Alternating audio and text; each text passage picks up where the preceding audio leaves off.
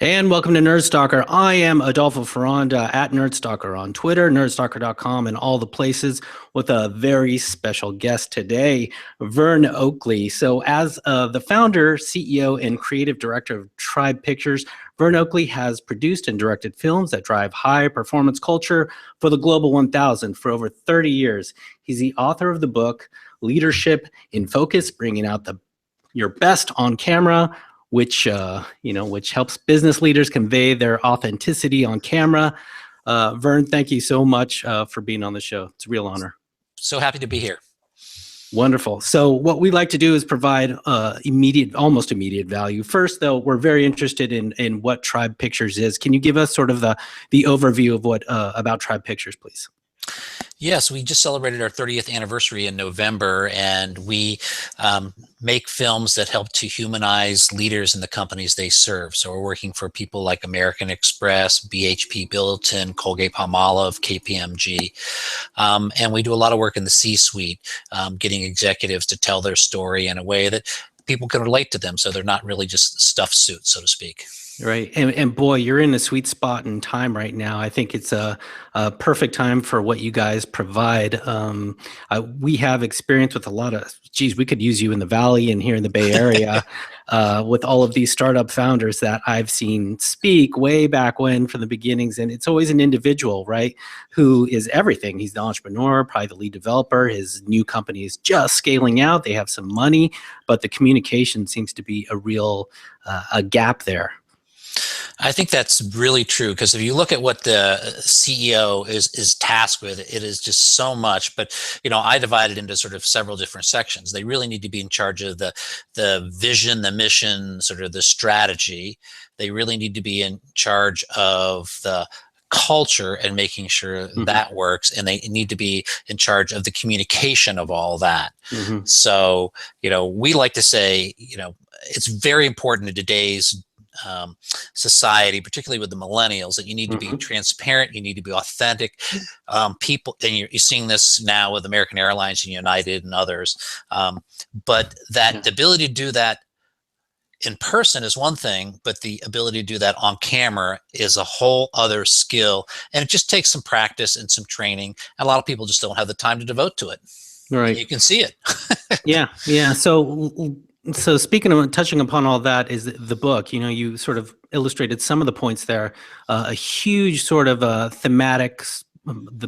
One of the main points of the book that I got from the 75% that I was able to read of it so far was this notion of vulnerability. Can you expand on that and the importance of vulnerability? That's great. Let me just back up a little bit. My background was really in theater. So I used to direct off Broadway in New York, and I studied acting, and I was at the Actors Studio. And that when you come from that kind of background, you understand that there's an arc to drama, that there's training that's involved, and that one of the great things that we experience in terms of plays and movies is the journey that people go on. So you translate that into the corporate world, and everybody wants to be picture perfect. Everybody wants to say the right thing in the right moment at the right time with the right inflections. But we don't relate to that. We can get kind of bored of that, and so we as human beings like to experience what's a little off, a little different. And that is, if you can express any vulnerability as a leader, people will start to identify you as a human being as opposed to something that they're putting up on a pedestal, and that starts to create a connection. And that connection leads to the exchange of real communication and somebody feeling like they could actually follow you. That seems so antithetical, right, to everything the CEO has been trained for all these years. How do you break through that ice? That training. I shouldn't call it ice, but that training, right? Because it served them for all these years. That's a really good point. I mean, and it's not just CEOs; it's all of us. Nobody likes to feel vulnerable and weak. But I just had a fight with my wife this morning. That never happens to anyone else. I know how that feels. And we finally broke through when I admitted my own vulnerability. Hmm. So then the real exchange started. So Hmm. how do you do that? It's a matter of spending time with the person, having them understand the value of it. I mean, there's some great science around this now. Brene Brown has been exploring this. I think she's one of the most popular TED speakers around. Hmm. And it's like I just shared my personal story about the fight with my wife. Hmm. It's like, we bond over, things that are human, things that where we're not perfect. So, it's funny because you mentioned the theater part, and in the book, you say, not too many CEOs are trained in theater and drama, and what a strength that would be. And I'd never thought of that before in this point of time when video is so ubiquitous now. The book took 2.5 years to write, and there is a small little segment about Ronald Reagan, who was an Mhm. actor, and Al Yeah. Franken, who was an actor, and Right. Donald Trump, who people Yeah. may not think of an actor, but he was a reality TV Sure. star. Sure. And those skills have served those three gentlemen very well in their political careers and in communicating. Right. So in the book, also you mentioned this notion of something called the sacred space. Can you tell us what that is? Sure. This sort of came from my friend Peter Warner, who's won an Oscar and a number of Emmys, and I assisted him in teaching some directing classes and workshop classes, and what that really is a way of helping people to understand what goes on a film set. Hmm. So what it comes down to, and you think about this with a Hollywood star, whether it's, Meryl Streep or Russell Crowe or somebody like that. Yeah. And then there's a director, and then there's 500 people all around them, Yeah. with Yeah. lights and catering and crews. But what gets recorded on the camera is just that moment that's happening between the actor and how the camera is capturing it. And usually the director could be sitting beside the camera and watching, or we're in Video Village, but that's the sacred space. It's that, very precious, easy to break concentration where something very special is happening. And people don't even think about that when they do corporate videos and leadership videos. It's like, hey, it's like, oh, I got to run in, got to do this.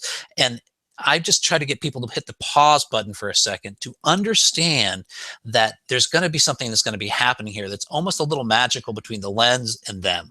Hmm.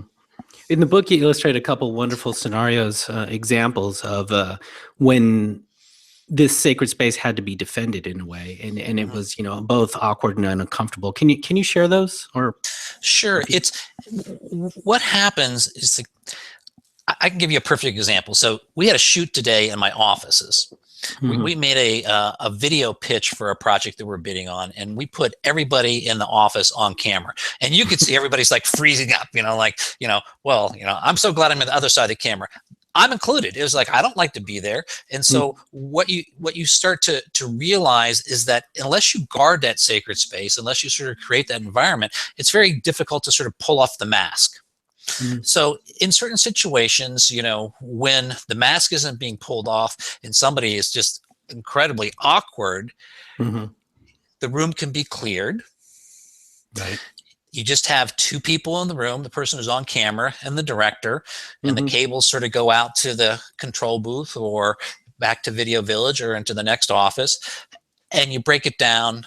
You have a human moment, and that human moment allows a person to perhaps get rid of the fear, because it's not comfortable. I mean, the cold, icy glass of the lens, and I was looking at it just an hour ago and fumbling, and can I do another take? And, and I know this stuff. And so I think it's part of the reason I wrote the book is to even learn it and embrace it more.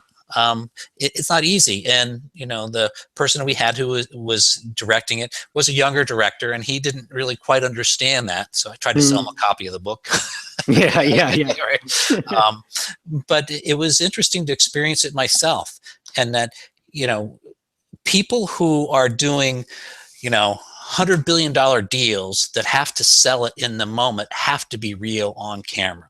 Right. Have to be authentic, or when they're apologizing for, a debacle, like dragging somebody out of an airplane, those moments are make or break moments for the public.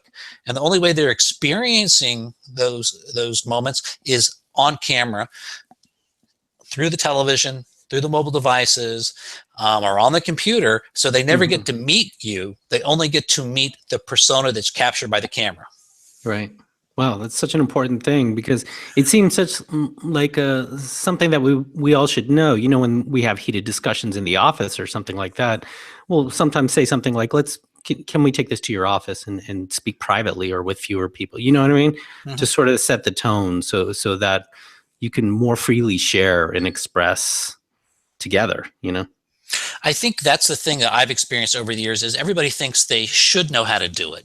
Yeah. You know, and Right. you know, it's a pretty common phrase, you know, directing a CEO who's maybe been on camera a few times, not many, and they make a mistake. And then the next thing they'll say is, I'll get it right the next time. And I'm going, Meryl Streep is only planning on getting it right on take 17. Sure. So, and she's trained. So Right. we don't Right. have to get it right the next time. We just have to get it right and then edit it. Yeah, yeah. I'm amazed that you're still sensitive to all this because it's such a foreign type of situation for an outsider to come into like a film set, for instance, right? And you're in this big, weird, dark room with these lights shining on you, or however it may be said, with all these strangers around you, and you're still sensitive to all that. That how have you not sort of, you know, just not sort of assumed that these people should know some degree of this? Well, I think it's that I'm empathetic and I don't like being on camera. So I can really relate to the fact, and I am so excited for them and so proud for them when they are doing well on camera that I share my enthusiasm. And what you learn through some of the science is that, you know, the person who's in front of you and the person that's behind the camera or in conversation with you can almost share that kind of sacred space and the feelings almost. So when they're doing well, I'm trying to absorb that feeling of them doing well and feed that back. Wow.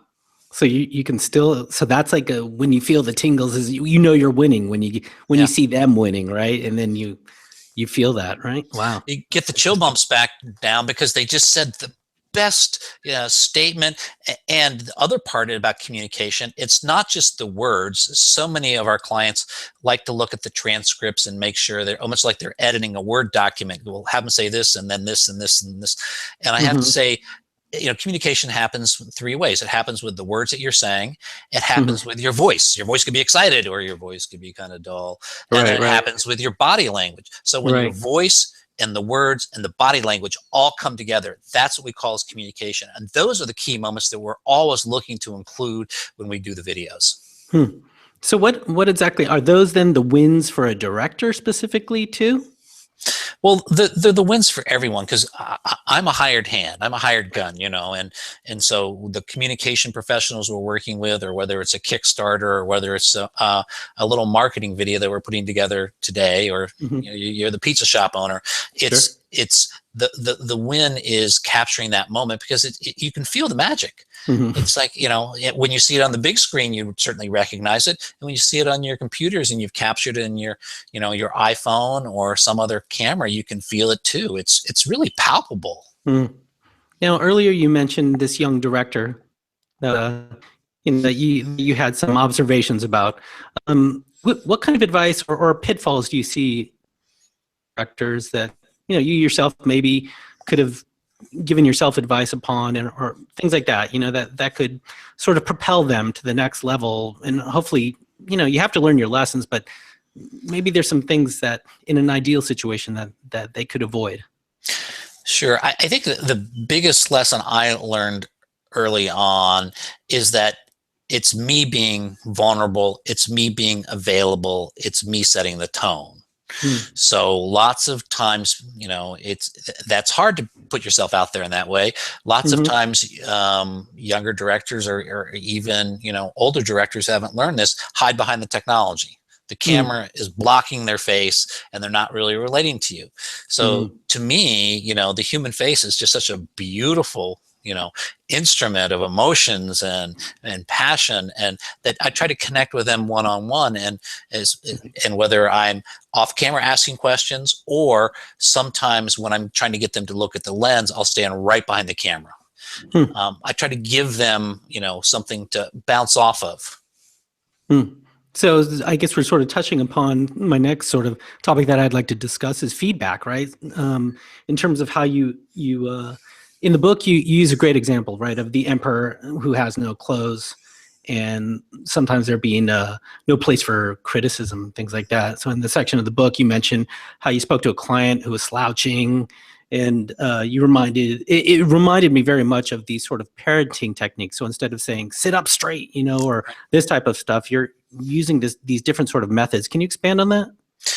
Yes, I think, speaking of vulnerability, it's great if you can encourage somebody to be vulnerable, but people aren't really going to be vulnerable if you criticize them. Like, hey, you sounded really angry is a bit of a criticism, whereas, your voice seemed to raise is actually a fact. So if you separate sort of judgments from facts, you can get a much better feedback loop when you're working with somebody. And that it's hard because, it is a judgment, going like, hey, that person came off kind of angry, but that doesn't help them. It's just like, hey, I like to put as much as I can in a positive thing as like, I really like it when you speak a little more softly around this thing because I lean in and listen to you. Right. Wow, it's all very sort of some people could say very touchy-feely, is this nebulous type of skill, right? It's a fine dance there. So can you also expand on what's CEO disease? Well, being a CEO, I've suffered from it on occasion. What it really is that you're such an exalted position, particularly if you're the CEO of a Global 1000 company, and that your time, is so valuable. I mean, one of the clients I interviewed was on the cover of Forbes the week before, and I took the salary and divided by the number of hours, and he was making $43,000 an hour. Well, like, wow, that's a lot of cash. Sign me up. So then you start to go, well, that person has so little time that people may not want to intrude or can't intrude, so they get people that are put guardrails on that time, and also that people don't want to give them honest feedback.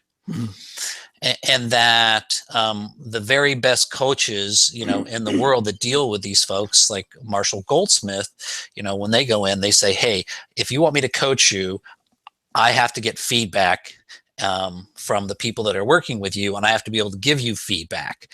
So it's only the people that are sort of in this loop of wanting to learn that will accept that. And CEO disease, is really about the people who don't want to learn, who don't want to listen, who figured they kind of gotten to the point that like, hey, I've arrived. Like I've won for so long. Yeah. Why change? I've been winning this whole time. Sure. Another really, really fascinating point to me that you highlighted that I would have never thought of, because it seems to be bandied about as a solution to everything, is beware of media training. And oftentimes when I hear a CEO speak in public or something like that, a lot of the criticism, if it didn't go off too well, is you should have took some media training or this and that. And you sort of take this in terms of video, or perhaps not. I'll let you expand on it. You take this notion of beware of media training. Why is that? Well, listen, all media training is not bad, but here's the bad element of media training. So media training is frequently set up to deal with combative situations. So I think you do jujitsu, right? Yes. So you're aware when a force comes at you that you have to deal with that force in a certain way, either moving with it or moving against it and using it. So media training is very much like that, in the sense that, one of those, CNBC, MSNBC anchors comes after you, you can parry. Well, that's an interesting question, and then you answer a different question. Right. Or you go, well, I don't see it that way. So you're obfuscating, you're changing the subject, you're not dealing with what's going on. All useful techniques when you have an opponent. Most of the work that we're doing is really we're the friendly audience. We're trying to, get you out there. We're trying to get people to like you. We're trying to take off the mask. And that if you use those techniques when we're working with you, you're going to come off combative. You're going to come off hidden. You're going to come off like, there's something going on that, we want to know about, but we're not being told. And so that's what the issue is about media training. And, it's a different, I understand there's an age of got you journalism and it has some benefit, but not for what we do. It's such a fascinating aspect that it seems so, another one of those, it seems so obvious, but once you hear it, it makes complete sense. So can we talk about like nonverbals and that as well? And another thing that I really liked about what you said was authentic movement vanishes when the camera starts, right? And what's worse is when someone replaces those movements with something to fill it in. Can you expand on that? Well, when we talk about the communication and you have your, words, and then you have your vocal intonation, and so you have your body language, when those are all congruent, that's real communication. However, I don't know if you've ever seen this happen where somebody says, that's something I'd really like to do, and then their head is shaking left and right. And when you start to get it tuned into nonverbals, you really start to realize that the body is such a strong instrument of communication that I think the body doesn't really lie, so, or somebody says, I'm so excited about that, and then they're yawning. So those things are directly in contradiction to what's going on. And, those are extreme examples, but it does tune you into the way you can actually watch people that you're talking to. I mean, that TV series with Tim Roth, the actor, Lie to Me, he actually was able to look at people, whether it was OJ or Bill Clinton or any of those people, and you can read the facial expressions. And there's a whole school of study around that that Paul Ekman does. Yeah, which is fascinating. Yeah, I'm a big fan of poker, and I know that a lot of them study his work and these things called. Can you talk about that? What do they call micro movements or micro movements? Yeah. Well, I can't play poker because my facial expressions give me away. Give you away. Yeah, you're too empathetic, right? Yeah. I lost too much money that way. So, it's little ticks. It's like, poker is such a great example. And it's why, you see in the poker things, people wearing sunglasses because, it's hard to really control that, neural impulse that comes into the brain and then kind of like clicks on something and you twitch your left eye when you have this straight, or you draw. So, it's the mind-body connection is phenomenal. And, a lot of people don't really, I think they try to ignore it because they have a different paradigm of a human being is. They think the paradigm they think about is like you're a machine, and we're not machines, we're organisms, flesh and blood, and all that stuff's connected in ways that we're just beginning to explore. Yeah, fascinating times with that. Can you talk about communication styles? This was really interesting to me, this whole topic. What we're trying to do with the people we work with is we're not trying to train them to be something they're not. We're trying to look at them and say, who they are. So, I like the sort of, infinite variety of people and sort of colors and tones that everyone has. And some people are brusque and some people are, braggadocious, and some people are humble and some people are introverts and sort of extroverts. And so it's important to stay sort of within the style of the person that you're working with and that they're comfortable with. And because that's what's real for them. And you can modify it because you don't want somebody to be too braggadocious when they're talking about laying off people. But, those kind of hard charging CEOs have a style which just has to be channeled and tempered for whatever the message is. So those are kind of some examples of communication style. Another really important topic is the anatomy of an effective video. What is the anatomy of an effective video? Well, we're doing commissioned work. So the way I look at it is there's an audience that you want a result from. So you want this audience of potential recruits to come and apply to work at your company, or you're a charity and you want people to give money to your charity. So the anatomy of an effective video starts with a deep understanding of who that audience is and what state of mind they're in. Are they predisposed to your message or not disposed to your message? Are they young? Are they old? That will affect the music choices. That might affect the shooting style. That might affect the cutting. So when you really dig in and realize who the audience is, we sort of say we're in the reverse engineering business, because we're trying to create this emotional connection with that audience. So if you're clear about that audience and what their psychographic is like, you can reach them better. The other thing that's really important is that, you know, people can't absorb too much information. And that it's not uncommon to get a PowerPoint that's 40 pages and say, I want all this in the video. Or I've had people lay down huge notebooks. I want all this in the video. And we try to take that as background information that informs the way we tell stuff, but you want to try to keep it to, you know, 2 or 3 key top level messages. So what would you be happy with if the audience walked away and understood this or did that?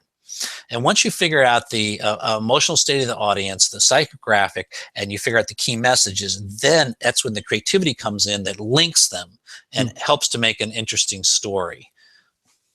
Well, that must be a really difficult conversation when, you know, someone comes at you with that huge PowerPoint presentation, because obviously the intention is to tell as much about, you know, data. How do you finesse those conversations?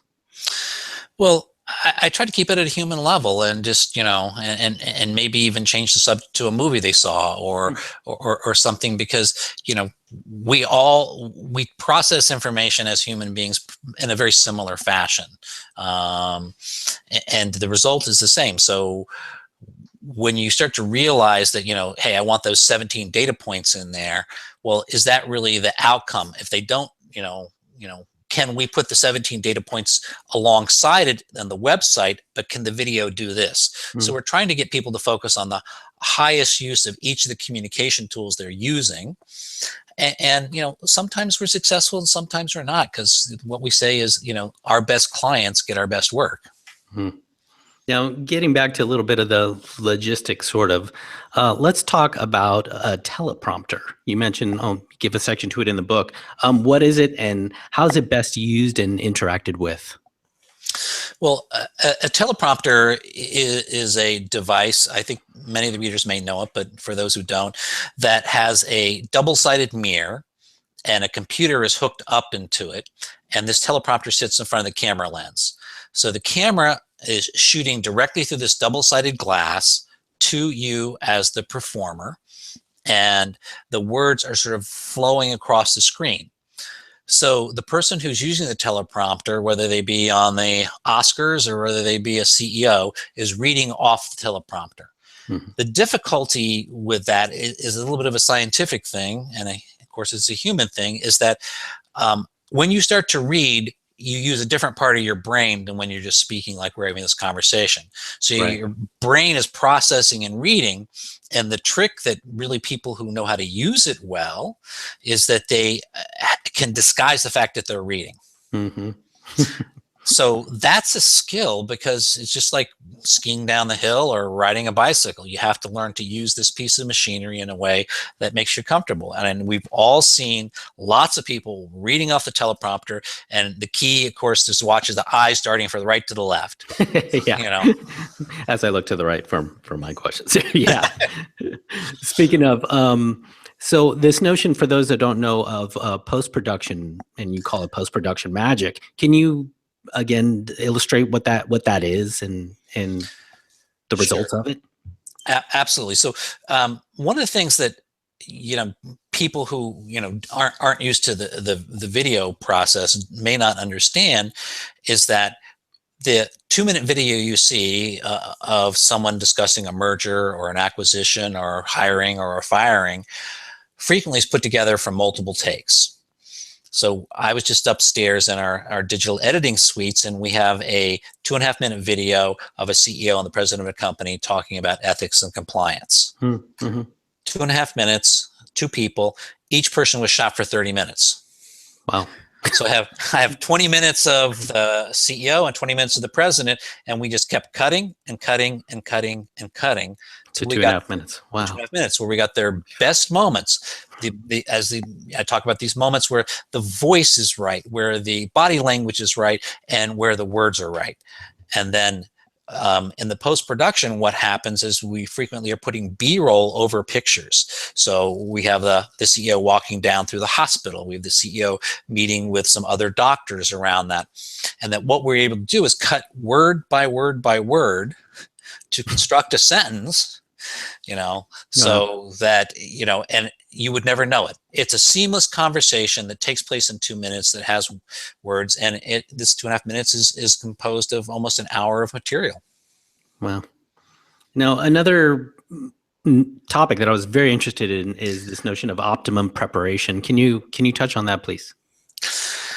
Well, just think about it. There's not that many things that you do that you don't prepare for. You're going to cook a meal, you go out and maybe you get a recipe, or you talk to your mother and get something written down. Oh, I love that. And then you go out shopping, and then you chop everything and prepare everything. And, but because of the ubiquitousness of, iPhones and stuff and video being around, everybody thinks, oh, well, I can just do that. And so they don't always prepare. Right. And that, I'm just starting a speaking career, and, I found that, it's like Mark Twain. It took me a good couple of days to do a 20-minute impromptu speech. Yeah. So knowing what the subject is about, understanding how you're going to be shot, having a conversation with your communications team or your director prior to, it just gives you more confidence and that kind of preparation for that. And when we're just doing a straight interview like this, I didn't have the questions ahead of time, but I knew what the subject was going to be about. Right. And so as I was thinking about that and preparing, I'm going to be on topic, and that's the way it is with most of the CEOs we shoot. You want to give them where you're going to be, what you need to say, and what the topics are, but you want them to be real and authentic and answer the questions in the moment. Right. I love that. So for those that are already sort of have their game going fairly well, how do they get to that next level? In the book you mentioned, like going from good to great, for instance. Yes. Everybody's got to find their own way, but some of the ways that I recommend is, I think meditation is really important. I think that visualization is important. It's the same kind of visualization that athletes do. They see themselves running the course perfectly, or they see them playing the match well. So see yourself performing in the video that you want to do. And then it's mindfulness. It's really being sort of aware and in the moment. So what that would mean, I like to think about this, is we've all seen those blooper reels with, out of Hollywood. And so you could tell how in the moment the actors are, because something happens and they are right there when, the light crashes or the person screws up the line, and they're trying not to laugh, and trying not to laugh is so funny. And so just being aware of that. And then, the opposite of mindfulness, I mean, you could see this sort of in Hillary Clinton's, election stuff, is that, she would have people who would yell out at her, the audience, and trying to engage with her, and she would just sort of ignore them because she had to stay on script. She had to be so prepped. And I think that was one of the things that really cost her the election, is she wasn't going to be present with people. Right. Very stiff. Yeah, for sure. Do you think anyone can be a director, of Vern Oakley, for instance? Someone, it seems, especially the importance of what you mentioned before is emotional intelligence. I don't know how well that can be taught, and how important it is. Obviously, some people are just fortunate enough to, been raised in such a way that they develop this or whatever. Your thoughts on that? Well, I don't know if everybody can be a director, but certainly more people can be a director than are currently directors, or more people can be better directors. And that some of the things are, as you mentioned, emotional intelligence. Some of the things are actually being empathetic and being in the moment, And that this particular area that I work in, a lot of it has the ability to speak truth to power in a non-threatening way. You know, when you think about these CEOs that we're dealing with, it's like they some of them have CEO disease, some of them don't, but they are in an exalted position, and we have very little time with them. And that what happens is they come into the set or where we're shooting them, and that's not their turf. That's my turf. And so my first thing is to try and share that turf with them. I say, hey, you're in charge. You know, anything you don't like, you let me know. And all of a sudden, I'm trying to create this little bit of a bonding experience by letting them, you know, gain back some of the control of being in an odd situation. And so if somebody's willing to study and to think about this thoughtfully and work on their empathy, you know, I think they could become a director. It's Now, I want to be respectful of your time here. So just a couple more questions here, or perhaps one of the important topics that I touched on, that I read in the book, was leveraging video in times of crisis. Can you expand on that? Well, when you think about how a crisis comes down, whether it's 9/11 or somebody being pulled off an airplane like recently happened with United, people are looking for some reassurance as to what the future will be like. People want, you know, people need leaders in a position to communicate to them that there is a brighter future or things will change.